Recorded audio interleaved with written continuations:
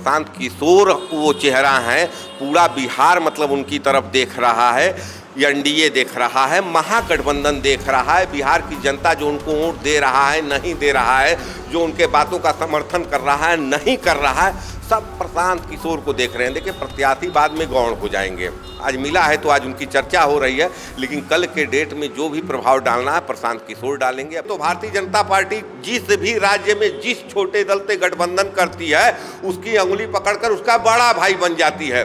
कमोवेश बिहार में भी ये स्थिति थी कि कभी नीतीश कुमार का हाथ पकड़कर भारतीय जनता पार्टी चली थी, या नीतीश कुमार से ज्यादा आज विधायक है उनके पास। जनता दल यू जानती है कि या तो हम भारतीय जनता पार्टी के सहयोग से मुख्यमंत्री बनेंगे, और यहाँ अगर हमको मुख्यमंत्री नहीं बनाया जाता है तो हम राजद के सहयोग से मुख्यमंत्री बनेंगे। जनता दल यू का विनाश होता है, पतन होता है, तो उसका vote bank Bharatiya Janata party में शिफ्ट होगा, इसकी कोई गारंटी नहीं है। वो वोट बैंक शिफ्ट हो सकता है राजद में भी।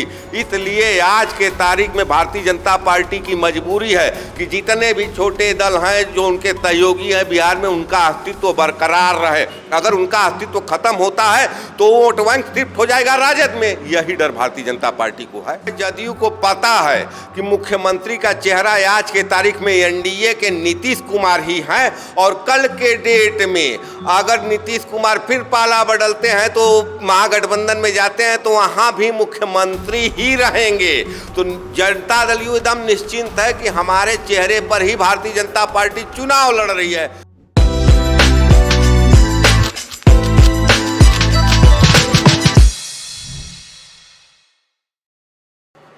बिहार विधानसभा चुनाव की तारीखों का ऐलान होते ही सियासी सरगर्मी एकदम तेज हो गई है, लेकिन इसी बीच बड़ी खबर यह है कि एनडीए हो या महागठबंधन, दोनों के भीतर ही सीट शेयरिंग को लेकर घमासान अब भी जारी है, क्योंकि लगातार इनके सहयोगी दल ही एक दूसरे पर दबाव की राजनीति करते नजर आ रहे हैं, प्रेशर पॉलिटिक्स खेल रहे हैं।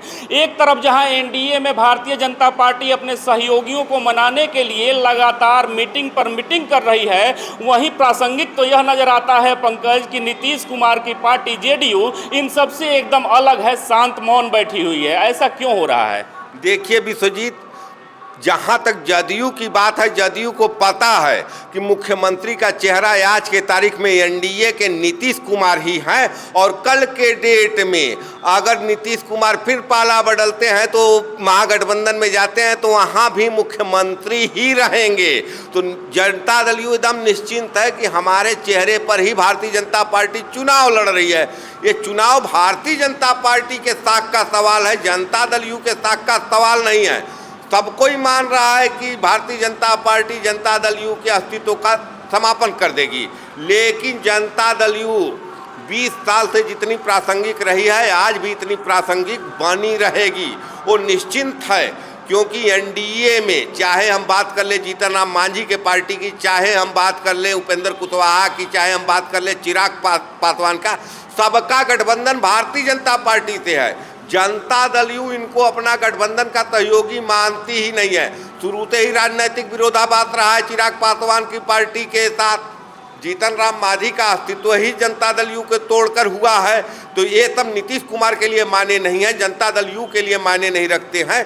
जनता दल यू जानती है कि या तो हम भारतीय जनता पार्टी के सहयोग से मुख्यमंत्री बनेंगे, और यहाँ अगर हमको मुख्यमंत्री नहीं बनाया जाता है तो हम राजद के सहयोग से मुख्यमंत्री बनेंगे। लेकिन पंकज, सवाल तो यही है ना कि केंद्र में भी भारतीय जनता पार्टी की सरकार है, और कहीं ना कहीं बिहार में भी भारतीय जनता पार्टी जो है बड़े पैमाने पे अपना विस्तार कर चुकी है, क्योंकि अब माना जा रहा है कि वह नीतीश कुमार के अधीन नहीं है। तो आखिर केंद्र में और राज्य में इतना मजबूत होने के बाद भी भारतीय जनता पार्टी इतना बेचैन क्यों नजर आ रही है? क्या वह अपने सहयोगी में चिराग पासवान को, जीतन राम मांझी को, उपेंद्र कुशवाहा को कोई प्रलोभन देकर, कोई लालच देकर मना नहीं सकती है क्या आसानी से? देखिए, प्रलोभन देने के लिए उनके पास तमाम चीज है। देखिए, राज्यसभा सीटों की बात आ रही है कि कोई किसी को राज्यसभा सीट का ऑफर किया जा रहा है, किसी को कहा जा रहा है कि एमएलसी का सीट दे दिया जाएगा। अंदर खाने की बात बता दें कि उपेंद्र कुशवाहा भी इस समय देखिए सीट के लिए नहीं लड़ रहे हैं कि इतनी सीट मिल जाए, इतनी सीट मिल जाए। उपेंद्र कुशवाहा चाहते हैं कि जैसे जीतन राम मांझी, जैसे चिराग पासवान केंद्र में मंत्री, हमको भी केंद्र में के मंत्रालय में शामिल कर दिया जाए। राज्यसभा सांसद होना अलग बात है और केंद्रीय मंत्री होना अलग बात है। देने के लिए देखिए भारतीय जनता पार्टी के पास है, केंद्र में उसकी सरकार है, तमाम राज्यों में सरकार है। अगर बिहार के कोटे से किसी को राज्यसभा नहीं बना पाएंगे तो उसको छत्तीसगढ़ से भेज देंगे, उसको महाराष्ट्र से भेज देंगे, कहीं से भी भेज सकते हैं। तो देने के लिए भारतीय जनता पार्टी के पास है। लेकिन जो आपका सवाल है कि भारतीय जनता पार्टी बिहार में इतनी लाचार क्यों महसूस हो रही है, देखिए बिहार ऐसा राज्य है, अगर भारतीय जनता पार्टी के इतिहास को आप देखेंगे तो भारतीय जनता पार्टी जिस भी राज्य में जिस छोटे दल से गठबंधन करती है उसकी अंगुली पकड़कर उसका बड़ा भाई बन जाती है। कमोवेश बिहार में भी ये स्थिति थी कि कभी नीतीश कुमार का हाथ पकड़कर भारतीय जनता पार्टी चली थी, या नीतीश कुमार से ज़्यादा आज विधायक है उनके पास। लेकिन बिहार का पूरा सियासी सेंटिमेंट ही अलग है, वहाँ आज भी लड़ाई लालू परिवार से है, और निश्चित रूप से भारतीय जनता पार्टी अकेले अपने बल पर सरकार बनाने की स्थिति में कभी पहुंची ही नहीं। अगर देखिए जनता दल यू का विनाश होता है, पतन होता है, तो उसका vote bank Bharatiya Janata party में शिफ्ट होगा, इसकी कोई गारंटी नहीं है। वो वोट बैंक शिफ्ट हो सकता है राजद में भी।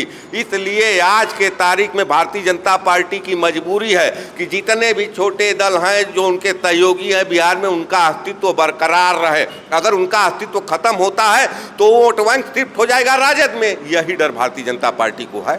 अच्छा पंकज, कुछ ऐसी स्थिति महागठबंधन में भी नजर आ रही है, क्योंकि लगातार पटना में बैठक पे बैठक हुआ महागठबंधन का, वहाँ बात नहीं बनी। आज दिल्ली में बैठक हो रही है, राहुल गांधी के आवास पे बैठक हो रही है, ऐसा बताया जा रहा है। माना जा रहा है कि दोनों ही गठबंधन का सीट शेयरिंग का फॉर्मूला जो है वो सक्सेस है और शाम तक सब कुछ क्लियर हो जाएगा। लेकिन महागठबंधन में कहाँ पेच फंस रहा है, क्योंकि तेजस्वी तो सब कुछ क्लियर कर चुके हैं, तेजस्वी त्याग करने को भी तैयार हैं, कांग्रेस भी कह रही है कि हम पिछली बार के मुकाबले त्याग करेंगे, तो वहाँ कहाँ पेच फंस रहा है? देखिए महागठबंधन की स्थिति एनडीए से एकदम अलग है।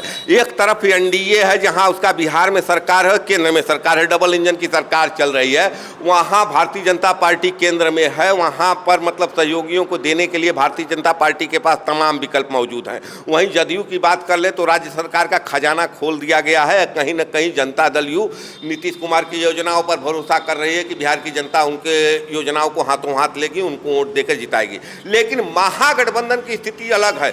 महागठबंधन के साख का सवाल है और माना जा रहा है कि शायद राजद के भविष्य का फैसला ये चुनाव करेगी। 20 साल से सत्ता से दूर हैं और इस बार अगर सत्ता में नहीं आ पाएंगे तो राजद का अस्तित्व भी समाप्त हो जाएगा, क्योंकि अगले 5 साल बाद लालू प्रसाद यादव सक्रिय रहेंगे नहीं रहेंगे, इस पर भी सवाल है, क्योंकि उनका उम्र हो चुका है। आज के तारीख में थोड़ा बहुत सक्रिय हैं। अब बिहार के सियासत में लालू प्रसाद के अस्तित्व को नकारा नहीं जा सकता है, लेकिन आज के तारीख में परिस्थितियाँ ये होगी कि बिहार के 2 बड़े सियासी पुरोधा जो हैं अवसान की तरफ जा रहे हैं, चाहे लालू चाहे नीतीश की बात कर ले। तो महागठबंधन में परिस्थितियाँ कुछ नहीं फंसी है। देखिए कांग्रेस पार्टी है महागठबंधन में सहयोगी, एक तरफ भारतीय जनता पार्टी है कि जो राज्य में जिस सहयोगी के साथ गठबंधन करती है उसका उंगली पकड़ कर बड़ा हो जाती है। वही दूसरी तरफ कांग्रेस की परिस्थिति एकदम अलग है। अगर किसी भी राज्य में वो सहयोगी किसी को बनाती है तो वो सहयोगी उसके वोट बैंक पर कब्जा कर लेता है। तो यहाँ आज के तारीख में कांग्रेस पार्टी जो है कहीं न कहीं अब उस स्थिति में आ गई है कि जो गलती पहले हुई थी वो गलती अब न हो। वो क्वालिटी सीटों पर ध्यान दे रही है। क्वांटिटी का त्याग का मतलब क्या है? त्याग का मतलब ये है कि नहीं हमारी सीटें कम हो जाएगी, लेकिन ये भी तो देखिए कि 70 सीट मिल जाए, जिसमें 35 सीट तो ऐसी थी कि जिस पर कभी कोई मतलब राजद भी नहीं जीत पाया, तो वहाँ कांग्रेस क्या जीतेगी?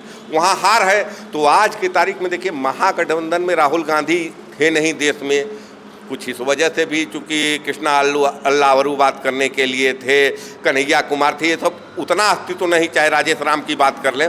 अब रह गए हैं राहुल गांधी, तो मामला देखिए सेटल हो जाएगा वहाँ। मतलब कि उनको हर हाल में देखिए महागठबंधन के जितने भी सहयोगी हैं उनको हर हाल में एन केन प्रकार सत्ता चाहिए। अगर सत्ता नहीं मिलेगी तो तमाम राजनीतिक दलों का अस्तित्व समाप्त हो जाएगा जो महागठबंधन में शामिल। जब कह रहे हैं कि राहुल गांधी के आ जाने से जो है सब कुछ दुरुस्त हो जाएगा महागठबंधन के भीतर, राहुल तेजस्वी संभाल लेंगे चीज़ों को, लेकिन वर्तमान में ही वाम दलों की बात करें या झारखंड मुक्ति मोर्चा की बात करें तो झारखंड मुक्ति मोर्चा के एक नेता सुप्रियो भट्टाचार्य का बयान है कि 14 अक्टूबर तक यदि आप सीटें तय नहीं करते हैं, सीट शेयरिंग पे फैसला नहीं लेते हैं, तो हम अकेले 12 सीटों पे चुनाव लड़ेंगे। कहीं ना कहीं झारखंड मुक्ति मोर्चा का दावा इसलिए मजबूत लगता है क्योंकि झारखंड के सीमा से सटे दर्जनों विधानसभा क्षेत्र हैं। तो क्या वहाँ झारखंड मुक्ति मोर्चा अकेले लड़ती है तो महागठबंधन को नुकसान होगा या नहीं? वाम दलों को कैसे मनाया जाएगा? ये देखिए प्रेशर पॉलिटिक्स है। 14 तक घोषणा करिए, उनको 1, 2, 3 जो भी देना है। देखिए सबकी अब 17 तक नामांकन का फर्स्ट फेज के नामांकन का आखिरी डेट है, तो इस वजह से दबाव की पॉलिटिक्स है। ऐसा कुछ नहीं होने वाला है। मैं साफ कह रहा हूं कि एनडीए में भी मामला समझ जाएगा, महागठबंधन में भी मामला समझ जाएगा।